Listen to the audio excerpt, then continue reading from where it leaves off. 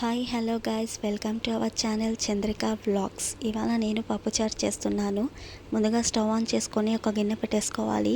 3 పావులు ఆయిల్ పోసుకోవాలి. Oil heat అయ్యాక ఆవాలు, జీలకర్ర, ఎల్లిపాయలు, ఆనియన్స్, పచ్చిమిర్చి, కర్రీ లీవ్స్, పసుపు, టొమాటోస్ వేసుకొని కలుపుకోవాలి. ఇవి కొంచెం వేగాక చింతపులుసు పోసుకోవాలి. రుచికి సరిపడంత సాల్ట్ వేసుకోవాలి. ఇక్కడ నేనైతే పచ్చిమిర్చితోనే చేస్తున్నానండి. కారంతో కూడా చేసుకోవచ్చు, మీ ఇష్టం అది. ఇప్పుడు చింతపులుసు మసిలిన తర్వాత పప్పు పోసుకోవాలి.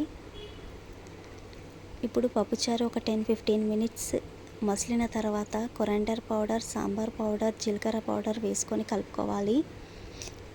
ఇప్పుడు ఒక 5 మినిట్స్ తర్వాత స్టవ్ ఆఫ్ చేసుకోవాలి. లాస్ట్లో కొత్తిమీర యాడ్ చేసుకోవాలి. రెడీ అయిందండి పప్పుచారు. ఎలా ఉందో కమెంట్ చేయండి. Thank you. Please like, share, subscribe.